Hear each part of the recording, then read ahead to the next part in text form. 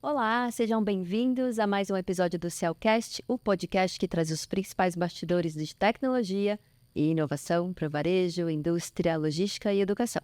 Hoje o nosso tema é ESG na pauta dos negócios e a gente está aqui com o Wagner Bernardi, CEO da Cial. Bom dia, Wagner. Bom dia, Andy. Com o Ivan Staikov, CEO na Carpentry. Bem-vindo, Ivan. Obrigado, bom dia a todos. É um prazer estar aqui com vocês e falar desse tema que é tão importante nesse momento e principalmente no B2B. Quero entender tudo sobre isso hoje. Bom, Ivan, conta pra gente um pouco da sua história no ESG e o que você tem feito aí no mercado brasileiro, por favor. Agradecer o convite, estou muito feliz. Eu tenho uma relação com a Cial já um pouco antiga em algumas facetas, depois eu vou contar todas elas. Mas a minha história dentro de ESG é... Eu sou biólogo de formação e quando eu formei em biologia eu sabia que eu queria trabalhar com o meio ambiente. Então, eu formei em biologia já endereçado nisso, comecei a dar aula muito cedo, eu dava aula em cursinho. Então, eu sou falastrão, não sei o quê, porque eu aprendi rato de professor de cursinho. E logo no meio da faculdade, eu entrei na Petrobras. Então, foi um dos primeiros estágios que eu peguei, eu dei aula no Etapa um tempo, aqui em São Paulo. Nós estamos em São Paulo gravando a proposta. E aí depois, quando eu entrei na Petrobras, eu entrei como estagiário. E entrei na área de descontaminação e meio ambiente, que era incrível, não sei o que, mas muito desafiador. Então eu trabalhava numa empresa terceira da Petrobras, chamava TCL, chama-se ainda. É uma empresa super colocada no mercado nessa área de descontaminação. E aí fiquei lá por 4, quase 5 anos, atuando na área de descontaminação, na área de meio ambiente, e portanto já endereçado, já entrei, fui migrando, né? Fui subindo, comecei como estagiário, depois virei analista, depois fiquei gestor de projeto. Especificamente dentro de uma faceta que era muito voltada para a área ambiental. Então, isso foi meados de 2010, 2008 a minha entrada, 2010 quando eu entrei fui efetivado. Foi um pouco já se falava muito de ESG, mas não com essa palavra. Então, era sustentabilidade. Mas sustentabilidade ainda tinha no Brasil, principalmente, tinha um peso muito grande dentro de meio ambiente. E aí, inevitavelmente, a Petrobras começou a migrar e fazer um encontro dos termos, né? O ESG de Environmental, o S de Social e o G de Governance. A Petrobras começou a migrar, fazer o social começar a encontrar com o meio ambiente. Então foi quando a minha área começou a interagir com outras áreas mais sociais. E aí esse olho brilhou, eu já estava fazendo pós na GV na época. Então eu fiz uma pós em tecnologias ambientais, na FATEC, e em desenvolvimento social corporativo, na FGV. E aí mordeu o bichinho. Aí eu falei, demais, comecei a adorar a parte social também.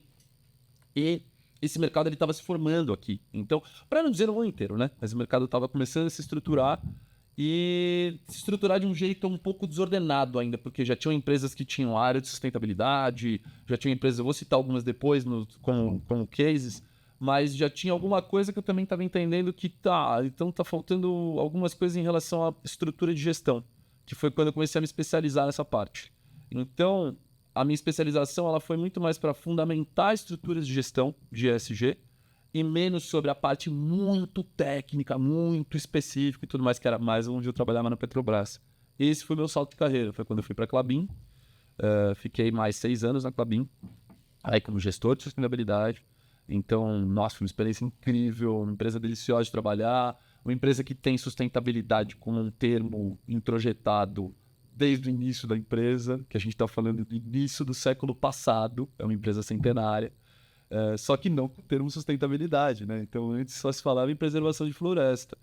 E aí, isso foi também uma visão muito interessante que eu tive de sustentabilidade na vida, porque foi menos falar sobre preservação só como, papinho de preservação. A gente fala muito disso no mercado, né? ESG é um termo que assusta, muitas vezes assusta. E na Klabin é um termo que não só não assusta, como é parte do core business. Fala-se de preservação de floresta para manutenção de floresta, para aumentar a produtividade. Então a sacada da preservação ali não é sobre não vamos deixar de ganhar. Pelo contrário, vamos ganhar mais, só que preservando mais, sendo mais... Lógico. Então, essa foi a minha virada de carreira corporativa. E a minha virada de carreira como empreendedor foi, paralela a Klabin, eu montei a Carpentry, que é a empresa da qual eu sou sócio fundador hoje.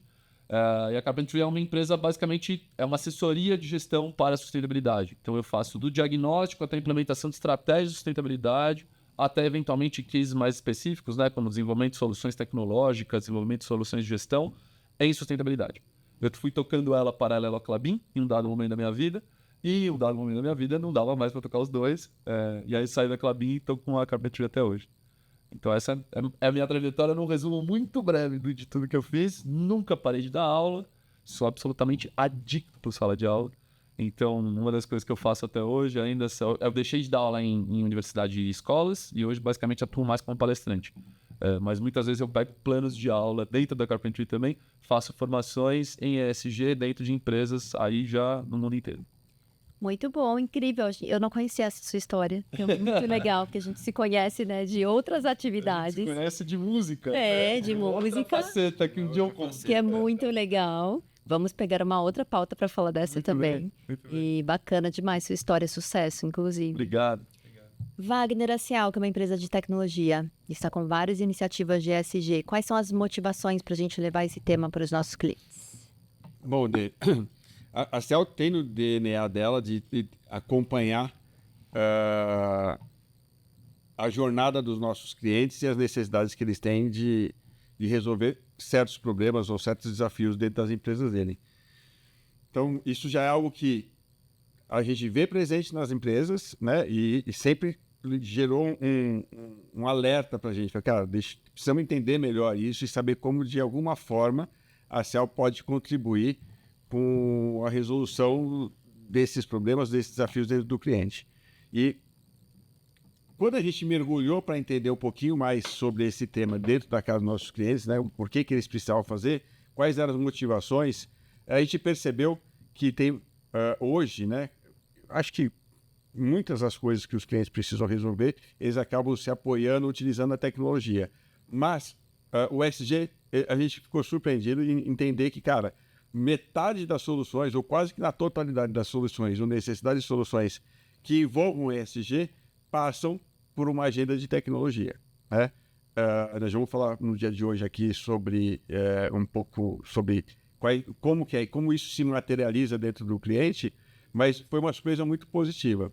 Isso fez com que a gente, então, se aprofundasse ainda mais no tema, se especializasse, entendesse dele com a devida profundidade, e começasse, então, a construir soluções em volta desse tema para a gente oferecer para nossos clientes. Não são soluções empacotadas, né? A gente entende que, e é bem do perfil da Cell, né? Ir até o cliente, entender o que ele precisa, né? Diagnosticar, para depois construir, depois suportar.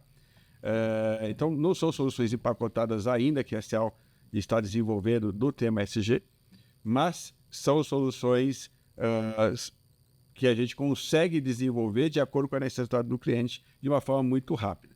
A Cell também está se preocupando em criar um ecossistema de parceiros que possuem, diretas ou indiretamente, produtos ou soluções direcionadas a SG. Então, a gente tem parceria com a Acer, por exemplo, que tem o notebook dela 100% reciclado, uma ideia fantástica, um produto de altíssima performance, mas que atende bem a esse tipo de demanda. A gente tem a Schneider, né, com a parte de energia e vários outros parceiros que a gente tem, que já também tem tecnologias desenvolvidas para isso e que a gente, como integrador, junta essas caixinhas todas para oferecer uma solução global para os nossos clientes. Então, por isso que a Cial está intensificando a sua atuação na direção do SG e que hoje já está bem preparada para poder atender as demandas dos nossos clientes. E como que a tecnologia, Wagner, pode ajudar nessas iniciativas de ESG? Olha, Dê, eu vou te dar alguns exemplos. Imagina que um determinado cliente que transporta mercadorias e que tem uma frota gigante de caminhões, por exemplo, sei lá, que se movimenta pelo Brasil todo, a gente eventualmente consiga otimizar essas rotas ou controlar o comportamento do motorista dentro desse caminhão para que ele dirija de uma forma mais eficiente, mais eficaz, com menos consumo de energia. Isso tem uma ligação direta, né, com a sustentabilidade e que só é possível fazer isso com eficiência se tiver uma tecnologia embarcada, né? Nesse caso específico que eu estou falando, a gente tem, por exemplo, uma solução de inteligência artificial que roda dentro de um dispositivo, que é o próprio celular do motorista, a um custo muito baixo, certo? E que consegue fazer toda essa gestão do motorista, do veículo, sugerindo, por exemplo, rotas mais eficientes ou formas de dirigir mais eficazes para ter um menor consumo em todos os aspectos, desde o consumo do combustível até eventualmente do pneu do veículo, que também pode durar mais. E a gente fala assim, pô, aqui tem a ver com isso. Cara, óbvio, se você tem um pneu que dura mais, você tem menos consumo, isso também cria um viés de sustentabilidade. Um ponto importante, isso eu falava bastante quando a gente começou essa parceria com o Ivan, que todas essas soluções, né, todas as iniciativas de ESG, elas têm que estar vinculadas ao resultado do negócio, né? Não adianta também a gente pensar, assim como a gente tinha no nosso mundo de tecnologia, falar assim, inovar por inovar não adianta, né? Tecnologia por tecnologia não resolve o problema. Ou ela vem para resolver um problema que gera recursos ou que gera algum tipo de benefício, não faz sentido. Eu entendo que o ESG é a mesma coisa, né? Então, a CEL está se preparando, ela já está preparada, mas cada vez mais investindo em conhecer esse tema para que ela consiga fornecer soluções, ou desenhar soluções junto com o Ivan, ou enfim, com os nossos parceiros, que além de atender a uma agenda de ESG, né, ela gere recursos e benefícios reais para os nossos clientes. Então, a gente, como tudo que a gente faz aqui na CEL, a gente não desvincula uma coisa da outra, né? Então, tem um investimento para atender uma demanda, mas tem que ter um benefício e tem que ter um retorno, né? E como equilibrar isso. A gente está aprendendo muito isso com o Ivan, que conhece muito de ESG, e ele, eu acho que foi importante quando a gente começou a conversa com ele, que ele falou assim, cara, mas é isso, né? Eu preciso ser eficiente nos meus processos, em alguns casos, para conseguir atender uma agenda de sustentabilidade. Eu falei, cara, mas eficiência é comigo, eu falei para ele. Põe tecnologia. Eu tenho um approach, né, que quando eu vim conversar com o Wagner a primeira vez, abrindo essa portinha, eu tenho um approach que, em um primeiro momento, tem empresa que adora, dono de empresa que dá um sorrisão e que, dependendo, pessoas da gestão ou pessoas da minha área, da área de ESG efetivamente, às vezes até se assustam. Que uma das primeiras coisas que eu falo é cut the bullshit. Não vem com papinho de, vamos abraçar a árvore. Vamos abraçar a árvore para quem? Vamos fazer como isso? E abraçar a árvore ou vamos otimizar processo? Risco-retorno, né? Acho que esse é o ponto central do que o Wagner está falando aqui. Para mim, essa é a mágica. Quando a gente está falando de ESG, é falar de risco-retorno. Como que a gente mensura risco-retorno? Vale a pena você otimizar um processo específico de logística? Vai valer a pena na ponta do lápis? Porque no fim do dia, a empresa, e vou falar empresa, mas assim, isso vale para o governo, a iniciativa privada, enfim, cadeia de valor de maneira geral. Todo mundo, no fim do dia, vai colocar na ponta do lápis para entender se essa conta vai fechar. Primeiro, se a conta vai fechar. Segundo, se eu vou ter um retorno real sobre aquilo, né? Então, olhar para isso com uma ótica apenas de preservação, às vezes você vai conseguir sustentar uma ideia incrível durante um ano. Se você olha com uma ótica onde você tem lá as suas premissas, você tem todos os seus propósitos da sua empresa ou das coisas que você acredita, mas você consegue visualizar que isso gera crescimento, e aí crescimento de valor a gente pode medir de N fatores, né?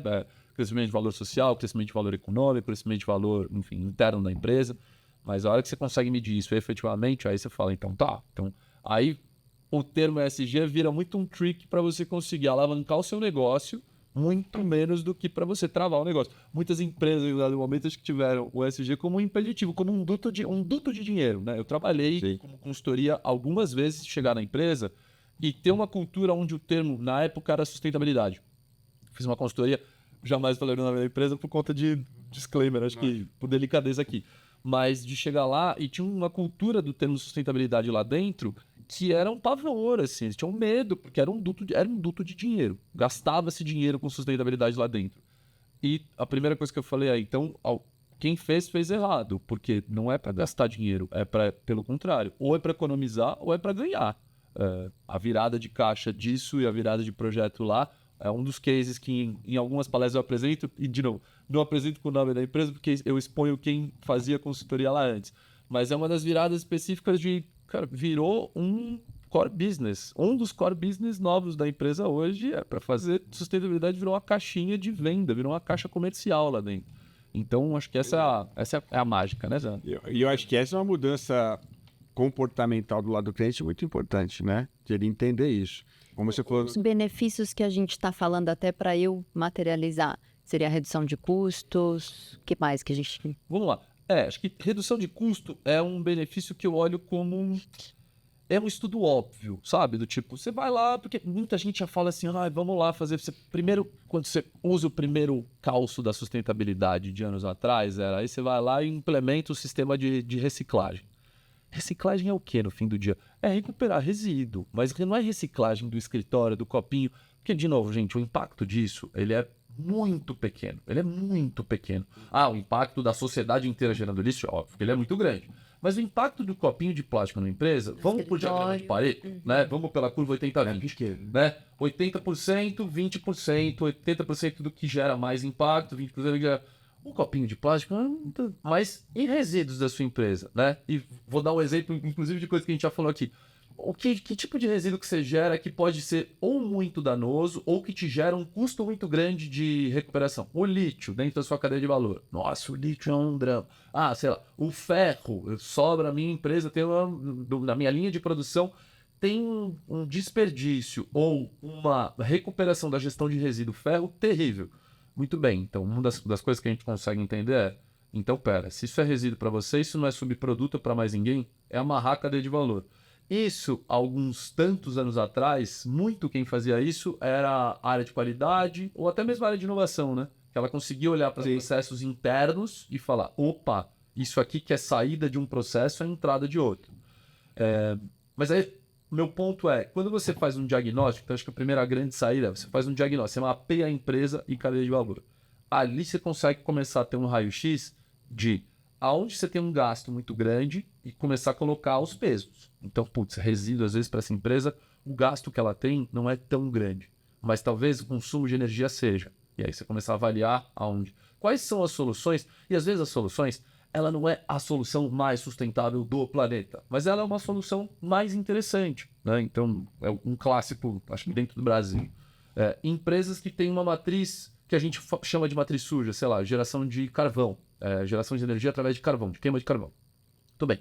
Se a gente tem uma matriz hídrica do jeito que a gente tem, matriz energética fundamentalmente hidrelétrica, por que ela teria um abastecimento com caldeira de carvão, por exemplo? Né? Já você faz um estudo ali, às vezes, mas não tem uma hidrelétrica lá perto ou não tem uma PCH lá perto da empresa. Muito bem, mas tem o quê? Painel solar? Tem outras soluções que a gente pode avaliar que eventualmente sejam muito mais interessantes economicamente falando, né? Então é isso. Tem solução hoje? Às vezes pode ser até muito parecida de custo, mas muito mais sustentável. Perfeito. Um exemplo para esse aqui já. Uma cadeira de carvão versus de energia solar. Um exemplo quentíssimo. Vou dar um exemplo da Klabin. Esse posso dar tranquilamente, que inclusive é algo que a Klabin conta muito historicamente também. Boa parte do que a Klabin tem como resíduo é biomassa. Então, e o que é biomassa? É galhagem, raiz e o caramba, né? Por quê? Porque ela usa, no fim das contas, para fazer a celulose, para fazer o beneficiamento da celulose, é o filé da árvore. O filé é grande, né? Ele é quase 80% do eucalipto ou do pinus. Mas sobra galhagem, sobra raiz, enfim. Muito bem. Historicamente, tinham várias caldeirarias ou tinham muitas pequenas centrais hidrelétricas para abastecer a operação, energeticamente falando.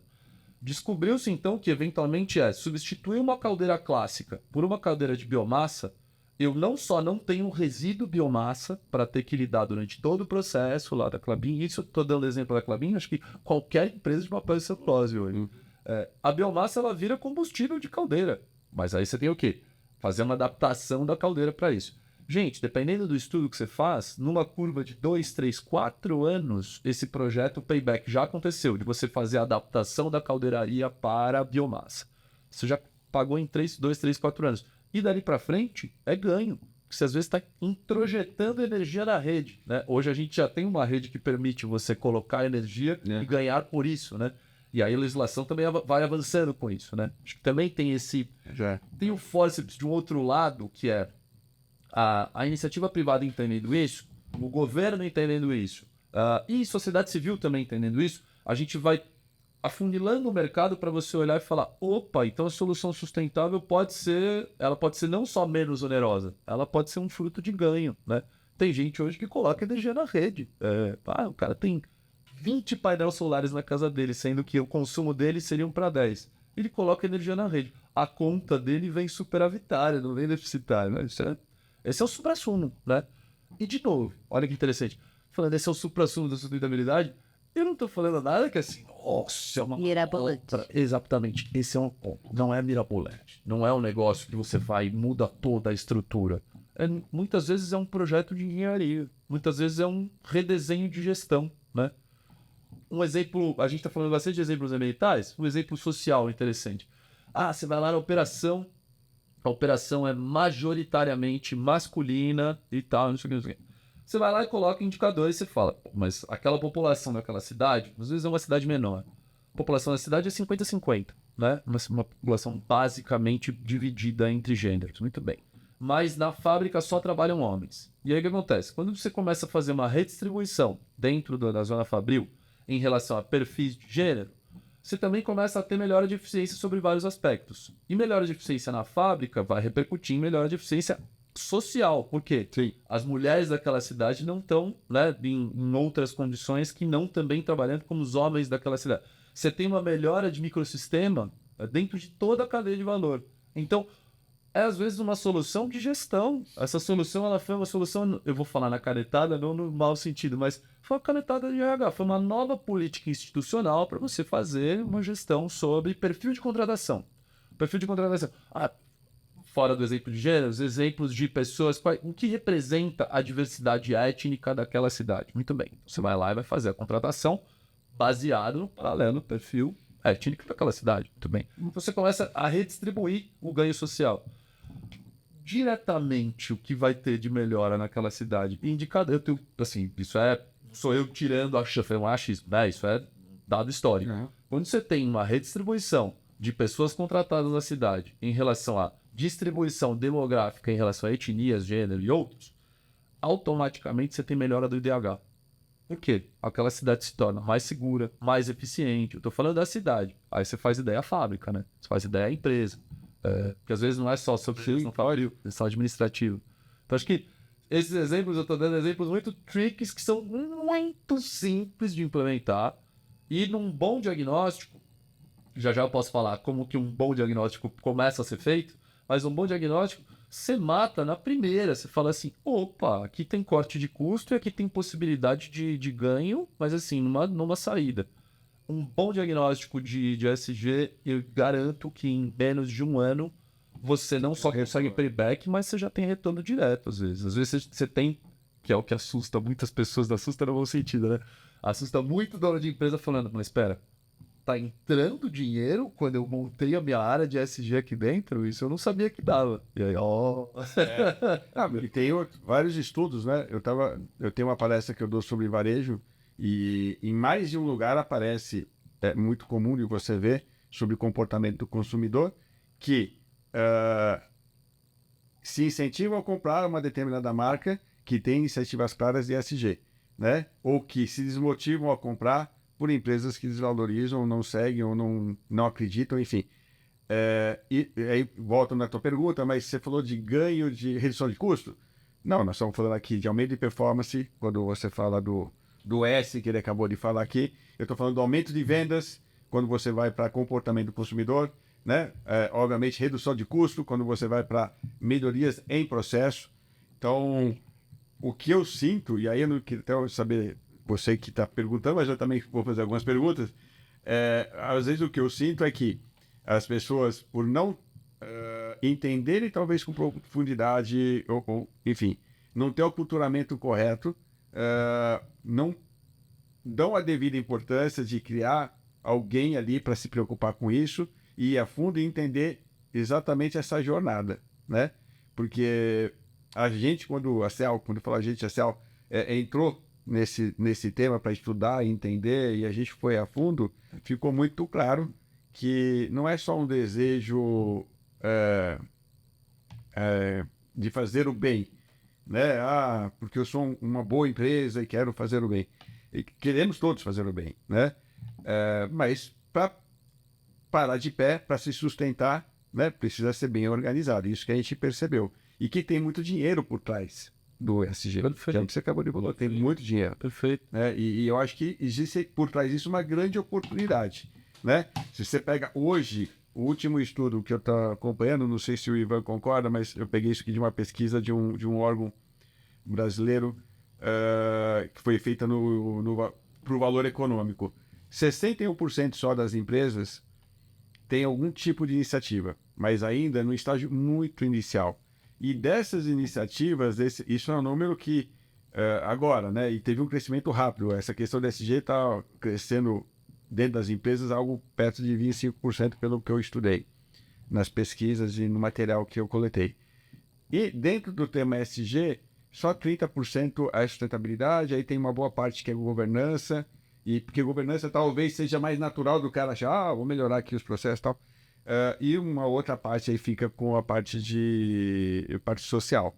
Então, assim, tem uma avenida enorme pela frente. Eu acho que o Brasil, na América Latina, ele está um pouco melhor posicionado, mas a média da América Latina ainda é abaixo de outros lugares.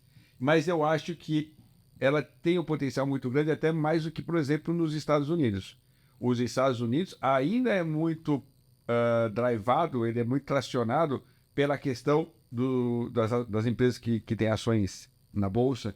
E aí você tem uma outra movimentação ali, que você fala, cara, isso tem um pouco de fumaça aqui. Então, assim, não tem uma questão... O que eu acho que o Brasil, a América Latina faz, obviamente, o certo, né, o correto, parando de pé, né, investindo dinheiro, mas tendo retorno de dinheiro, mas também porque tem uma consciência social, de environment, né, de ambiental, muito maior do que em outros lugares. Eu sei o que você acha. Mas você me deu um gancho maravilhoso, que mas a Bolsa de Valores, a gente parece que faz uma balança, né, entre a Bolsa de Valores, ou seja, entre mercados onde você consegue gerar maior renda, e a faceta ESG. Muito bem, existe um índice dentro da Bolsa Americana, dentro da Dow Jones, chama-se Dow Jones Sustainability Index. Muito bem, quem está listado na Dow Jones? Boa parte das empresas que vocês conhecem, que a gente conhece. Muito bem. Mas, legal, mas e aí? E o Dow Jones Sustainability Index? Ele acho que um primo análogo dele aqui no Brasil é o ISE Bovespa, que é o Índice de Sustentabilidade Empresarial da Bovespa. As empresas que estão listadas nesses índices, não sem surpresa, elas têm normalmente um nível de governança muito mais alto, inclusive porque nos questionários, eu respondo esses questionários em muitas empresas que eu presto serviço. Estruturei ele na Klabin. A Klabin entrou na minha gestão com a minha equipe, a Klabin entrou no ISE Bovespa, a Klabin entrou no Dow Jones Sustainability Index e a Klabin começou a responder o CDP, que na época chamava-se Carbon Disclosure Project. Hoje chama só CDP mesmo, depois eu conto mais detalhes. Esses índices todos, qual é a venda de peixe que eu tive que fazer na época no conselho da Klabin? Óbvio, né? Eu, direção, equipe e tudo mais, mas qual era a venda do peixe que a gente ia fazer lá? Esses índices eles garantem mais rentabilidade e menos oscilação dentro da Bolsa de Valores. Então, menos oscilação é tudo que um conselheiro quer ouvir, né? Tudo que um dono de empresa quer ouvir. Você não tem quedas tão drásticas, normalmente, quem está dentro desses índices. Por quê? Porque você tem algumas garantias de mercado. E porque o mercado inteiro, acionário inclusive, o investidor, ele não está olhando para isso. Eu estou falando isso... mas mercados emergentes pensam ainda assim... Os mercados emergentes também estão formando... o perfil do investidor está sendo formado sobre vários aspectos e o perfil do investidor está sendo formado a vida inteira, né? A gente vai migrando para o perfil do investidor e vai evoluindo também. Mas começou-se a perceber que quanto mais gestão ESG você faz, quanto mais gestão de governança você faz, mais garantia eu tenho de retorno sobre investimento, mais garantia eu tenho sobre ajuste de dívida, mais garantia eu tenho... Mas da onde ajuste de dívida? Eu te conto da onde, por exemplo, se a sua empresa tem o financiamento BNDES. um dos critérios do BNDES hoje são quais são os seus, uma avaliação sobre qual o perfil social da sua empresa, qual a gestão social da sua empresa, qual a gestão ambiental da sua empresa. Investidor europeu, investidor sul-coreano, investidor australiano, boa parte dos investidores americanos, se você não tem critérios de ESG estabelecidos na sua empresa, eles nem cogitam colocar dinheiro na sua empresa. E quando eu falo investidor, é investidor de grande porte. O investidor de pequeno porte, hoje ele começa a olhar para isso, ele vai um pouco, né? Ele vai na onda para onde está indo a marra. Muito bem, então. Aonde eu quero chegar? A marra que você falou da Bolsa de Valores, que não é um contraponto. Eles estão olhando para o mesmo lugar. Ou seja, um pouco desse... Acho que esse mito que criou-se, né? De, mas aí se eu só vou preservar, eu não vou ganhar. Não é sobre preservar, né? Você tem um olhar sistêmico sobre aquilo e entender que você consegue ter uma margem de lucro agressiva, ainda assim pensando em projetos onde você garante... Eu vou falar sustentabilidade, mas é aquela sustentabilidade já um pouco inclinada para o financeiro mesmo, né? Onde você consegue ter projeção. Então, para mim, no fim do dia é natural. Mas é um dado que assusta também. As pessoas às vezes, caramba, mas a Bolsa de Valores tem um estado... Sim, em boa parte das bolsas de valores do mundo tem os índices de sustentabilidade dentro dessa bolsa. Não sem surpresa, são os que menos caem numas porradas, quando vem umas porradas, tipo um tarifaço do Trump agora, os que menos caem, os que tem normalmente, né? Essa coragem do ESG. Por quê? Tá com o ROI super positivo, tá com PL muito, muito atrativo para o investidor também. Então, assim, acho que todos os termos que só o mercado financeiro está acostumado a falar, o mercado de ESG já está estudando há um tempo. O mercado de ESG, que eu digo, o mercado que está realmente entendendo, né, que existe crescimento. E não de vamos parar tudo e não vamos operar mais um mundo. Não, é um mercado que quer crescer. Então, esse mercado está acontecendo, muito bem. A minha próxima pergunta já era um pouco sobre isso, sobre a maturidade, como está a maturidade das empresas com relação ao tema ESG no Brasil. E até queria te comentar que o Wagner trouxe esse ponto do consumidor pensar muito de comprar de marcas que têm políticas claras de ESG, mas no B2B isso também tem funcionado. A gente aqui na Cial muitas vezes tem que mandar o nosso plano de ESG para poder vender para as grandes empresas que têm lá os seus, né, departamentos de ESG também. Então é uma mudança, né, cultural. Várias e várias vezes a gente trabalha com empresas gigantes aqui no Brasil, a gente tem que mandar o nosso plano de ESG, quais são as ações que a gente tem, enfim, para que eles digam, olha, legal, vou comprar da Cial. É assim, lógico, dentro de inúmeros itens, um dos itens é esse também. Então, como você enxerga essa maturidade pensando na iniciativa privada com relação ao tema ESG? Tem ESG no fim do dia, a primeira parte do meu diagnóstico, e tem uma metodologia de diagnóstico, inclusive que eu tenho feito agora em parceria com a FGV. Então, a Carpentry, a minha empresa, ela tem uma parceria com a FGV Projetos. Uma das coisas que a gente faz na metodologia da FGV, que eu gosto bastante, chama crescimento inclusivo. Então, nesse diagnóstico, você vai lá, você pega um mapa de stakeholders dessa empresa e você mapeia a cadeia de valor da empresa. Para mim, o melhor diagnóstico que você faz de qualquer empresa aí, esquece o termo ESG agora. O melhor diagnóstico que você faz de uma empresa é mapear a cadeia de valor. Aonde ela está na cadeia de valor? Acho que antigamente fazia esse mapeamento, e eu sou formado auditor interno pelo BVQI, em 9 mil, em 14 mil de meio ambiente, em 18 mil de saúde e segurança e em 50 mil, que é a de performance energética. Na ISO 9000, todo mundo aprende a fazer um mapeamento de cadeia de valor, aquele mapeamento meio classicão, antigo, que ele é linear, né? A sua cadeia de valor é todos os seus fornecedores, a sua linha de produção, e esse no caso, por exemplo, comercial, a linha de produção é de integração, né? De montagem, bem entre aspas, vou falar montagem entre aspas, e aí todos os seus clientes. Gente, o mapeamento stakeholder e cadeia de valor, ele não é linear. Raramente ele é linear. Ele é uma teia, né? Então você tem uma disposição onde muitos fornecedores são fornecedores de fornecedores. Tem um fornecedor seu que ele te fornece um material, mas ele é seu cliente também. Então, ele é uma teia complexa. Quando você faz um bom mapeamento disso, vou chegar eu estou pegando tudo isso para responder o B2B. Quando você faz um bom mapeamento disso, você consegue entender, então, aonde você está dentro da sua cadeia de valor. E aqui tem um troço chamado um backtrack de todas as informações, aí sim, de ESG, mas informações financeiras também. Que é o que no mercado mais recentemente, até no mercado cripto também, né, ficou conhecido muito pelo termo blockchain.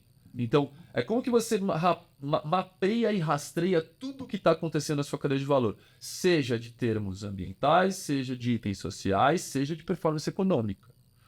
No fim do dia, muitas vezes o cliente, se ele é B2C, então se o cliente está aqui na ponta e o cliente final ele está lá no varejo, muitas vezes esse cliente, vou dar um exemplo clássico, eu morei na Califórnia e na Califórnia tinha um clássico que era o tofu orgânico, ele era mais barato que o tofu não orgânico. Vou falar o químico, né? Mas o tofu não orgânico. Muito bem.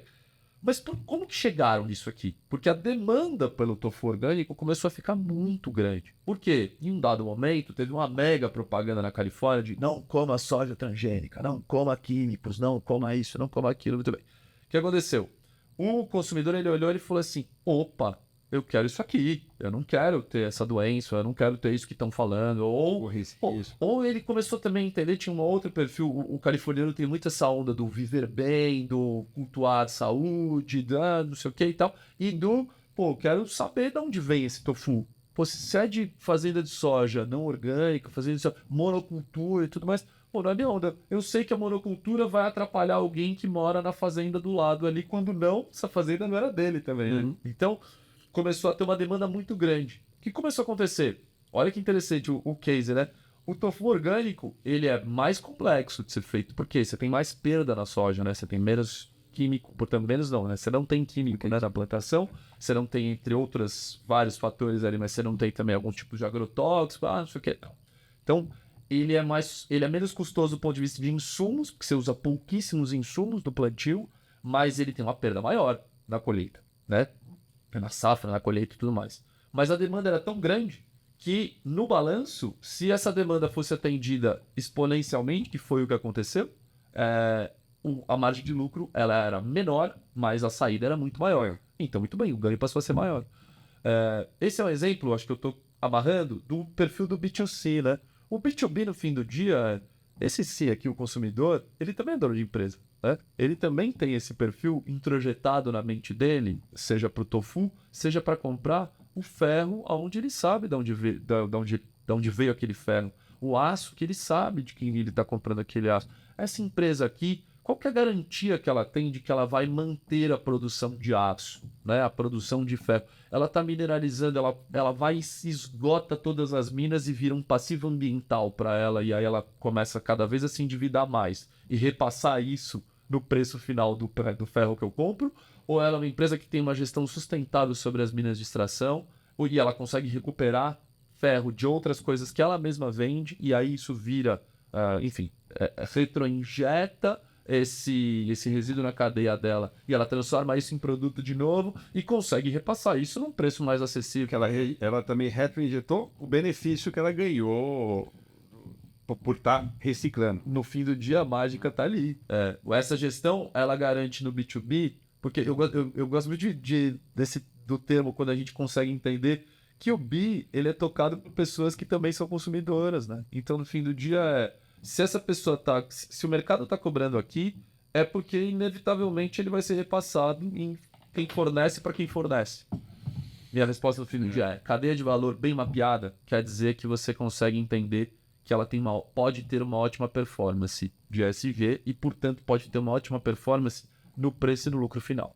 Então, mas você acha que as empresas... eu trouxe esse número para cá, né? 68%, o número 61%, tem pesquisas que falam que é perto de 50%, enfim, das empresas estão, de alguma forma, fazendo alguma iniciativa ESG. Você acha que, e pelo que você percebe na pesquisa, ainda... não é assim, eu estou fazendo tudo igual de ESG. Alguns investem mais em sustentabilidade, outros mais em governança. Você acha que as empresas estão amadurecendo, as grandes? Porque eu só vejo isso nas grandes, não sei, porque você deu um bom exemplo. A Cial trabalha com empresas as que pedem esse tipo de informação são gigantes. Eu não vejo uma empresa média. Possuem mesmo, né, suas áreas de sustentabilidade ESG, como, por exemplo, eu posso falar a BRF, a Vivo, Química Amparo, Carrefour. Eles pedem pedem todo, Natura. A gente tem exemplos. Todos pedem a nossa documentação. Mas de empresas pequenas ou médias. Pedirem essa... Então eu vou te dar uma provocação bem interessante essa, inclusive. Eu vou fazer um paralelo que vamos entender. Talvez esse estudo que você esteja falando é o estudo do IBRI. Eu acho que é o estudo do IBRI, que é dos 50%, um pouquinho mais de 50% e tal. Vamos pensar o seguinte: se o consumidor, e eu vamos numa vendinha, vamos num mercadinho aqui do lado agora. Se o consumidor está querendo consumir mais. Eu tô dando exemplo do orgânico, não precisa ser orgânico, tá? Mas ele está querendo consumir mais alimentos frescos, ele está querendo consumir coisas mais específicas, não sei o quê. O dono da vendinha, e ele sabe disso, né? O dono da vendinha, ele reconhece o que está saindo mais da prateleira dele. Então, no final do mês, ele vai fazer o balanço de caixa e ele vai falar: opa, eu estou vendendo menos essa bolacha e mais aquela outra e tudo mais. Vamos imaginar que o dono da vendinha, ele nunca ouviu o termo ESG, ele não tem ideia o que é sustentabilidade, ou ele não se interessa. Ele já ouviu, mas ele não se interessa.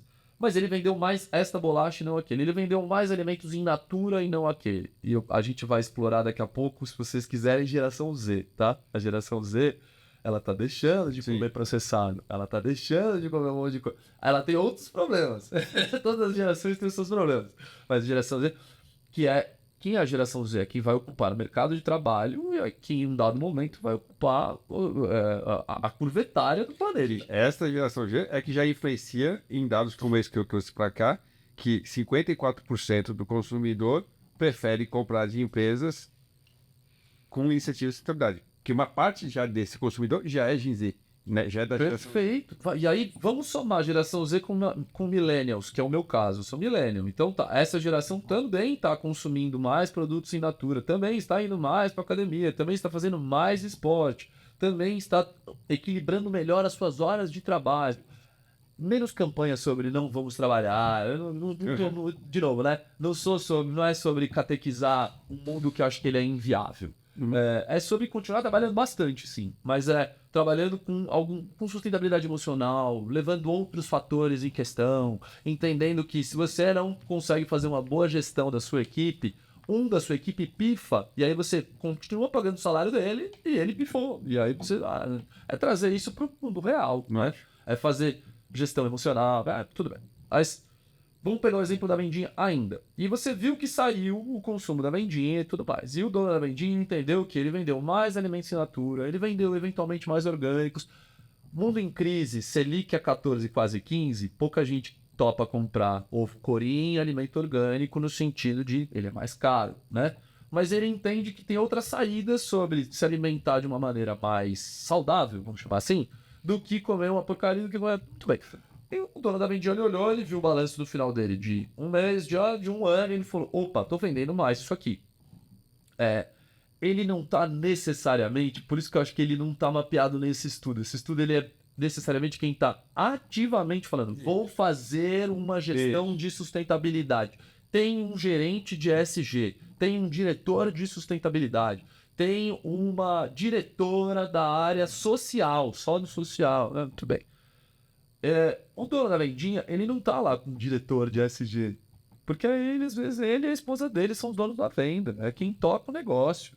Mas ele tá, inevitavelmente, colocando um drive, sim, de... Mas você acha que inconscientemente ou conscientemente? Conscientemente pela venda, né? Agora, se isso tá entrando lá na cabeça dele no final do dia, ou dela, enfim, no final do dia falando: estou vendendo porque eu tenho aqui um plano geracional que está comendo mais alimentos saudáveis ou que quer garantir. Aí, eu acho que é um mapeamento que ele é geracional, né? Ele tem uma transição, inclusive, sobre as pessoas entenderem que isso não é sobre o que está na prateleira, isso é sobre o que está no sistema, né? E vender mais alimento in natura no fim do dia quer dizer que ele está garantindo uma sociedade inteira que está deixando de comer processado e que em algum momento a gente vai ver essa curva se estabilizando. Perfeito. A gente vai ver essa curva estabilizando em relação a menos tipos de cânceres relacionados a sistema gastrointestinal. Fui longe agora, mas sou biólogo, então tá tudo bem. Né? Mas a gente vai olhar e falar: opa, então pera, de onde veio essa curva? Uma população que come menos processado e come mais in natura. Uma população que come menos químico e mais orgânico. Ou se não orgânico, mais alimentos menos químicos. Tá? Então, talvez num primeiro momento, o primeiro drive de ativação do dono da vendinha ou da pequena e média empresa não é: nossa, vamos fazer uma diretoria de ESG. Ele já está tomando ações que, se você mapear, ou seja, lá no meu diagnóstico, eu vou olhar e falar: 100% das vezes. Não teve uma vez onde eu olhei e falei: não tem nenhum item aqui O apagar a luz no fim do dia sim, você tem uma política aqui sobre gestão de energia. Deixa eu pegar até um gancho sobre isso, porque na CEL a gente atende desde empresas gigantes até o dono da vendinha, né? Passando pelas médias empresas, médios varejos, enfim. O seu plano de diagnóstico, enfim, que a gente vai trabalhar em conjunto, é só para esse grande ou ele também é para o da vendinha e para o médio, pensando mesmo no negócio e no tamanho do investimento, como que funciona essa parte? É para todo mundo. Eu já fiz isso em universidade, eu já fiz isso no governo, já trabalhei, já fui consultor da Secretaria de Meio Ambiente aqui de São Paulo, já fiz isso na Klabin, empresa grande, já fiz isso numa fábrica de fitocosméticos, que não era aqui do Brasil, era uma fábrica, enfim, operando fora do país. Então, assim, essa fábrica é um pouco maior, mas é isso. Esse tipo de diagnóstico, você consegue fazer ele até num prédio. Até num gestor de condomínio você consegue fazer um bom diagnóstico desse. Eu digo esse assim, o que eu faço, mas qualquer diagnóstico ESG você consegue fazer em qualquer lugar, você consegue fazer na sua casa. Aí tem que ver o quanto você está disposto e qual o olhar que você quer dar para isso, né? Porque, de novo, muitas vezes o que eu acho que acontece no mercado, Elise, as pessoas colocam esse diagnóstico como se fosse você coibir um monte de coisa que deve ser feita. Então, é sobre a gestão só do apagar a luz. Eu não estou falando sobre a gestão só do apagar a luz. Eu estou falando sobre gestão de controle de energia, de consumo de energia no condomínio, da vendinha, da mega indústria, né? E aí a ação apagar a luz ela é muito simples, né? Aí tem N outras ações possíveis. Vocês têm sistema. Então, assim, vamos para um exemplo muito óbvio que eu acho que é possível da gente fazer um paralelo ótimo aqui na CEAL, a implementação do sistema onde você consegue colocar o rastreador inteligente naquela sala de que se não tem ninguém, aquela sala está apagada com o ar-condicionado desligado, né? É aqueles... Olha, que interessante. O shopping ou o aeroporto que quando você pisa na escada rolante que ela ativa. Parece um pouco elementar. Vai pegar a conta do aeroporto no final do mês sobre uma escada rolante que na madrugada eventualmente não é ativada. Sobre a escada rolante do shopping que no final do dia tá desligada lá e tudo. Gente, às vezes a expressão dessa conta é astronômica, né?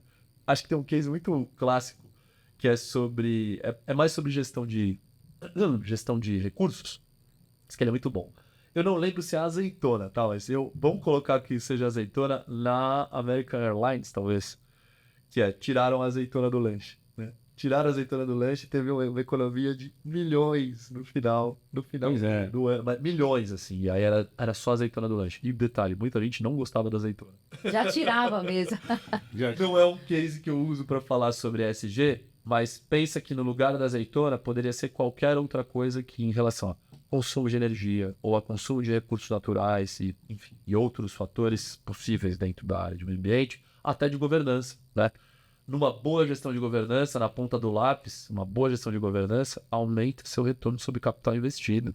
Então, esse exemplo aumento sobre capital investido é para qualquer empresa. Você abrir uma empresa como único só, se é um MEI, e você está aumentando seu retorno sobre capital investido, está fazendo o melhor dos mundos, né? Seu próprio capital, se você é um MEI, né? Então, sim, a resposta cabe para todo mundo no mundo inteiro. Muito bom. Acho que não só para ditaduras, né? Porque ditadura não funciona, você não pode fazer nada, então muito bem. E aí, Wagner, até para a gente já se encaminhando aqui para o final, o que você vê do ponto de vista de tecnologia aplicada para ajudar desde o pequeno até o grande com relação a ESG? Olha, bom, primeiro que a CEAL ela se preocupa muito em democratizar as suas soluções, né?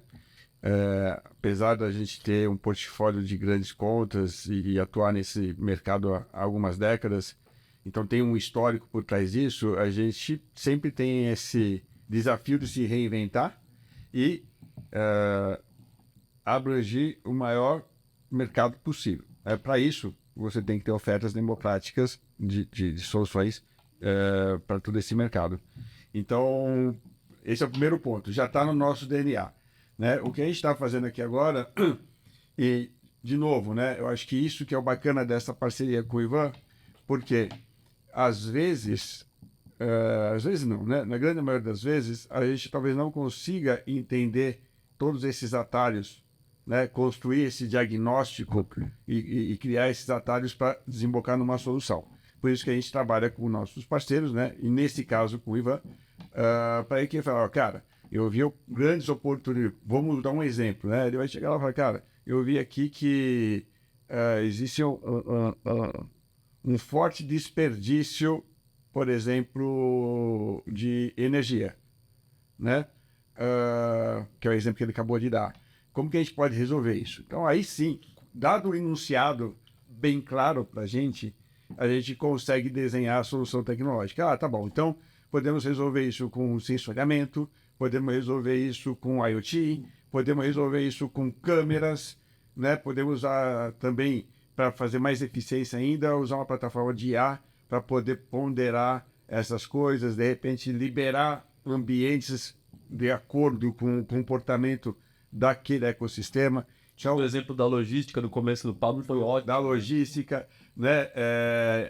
Então, acho que uma vez que, né, volto a falar, né? Uma vez tendo um diagnóstico, né, e um enunciado do desafio bem claro, fica fácil para a Ciel, que é uma integradora de tecnologia, construir a solução tecnológica para esse entorno, né?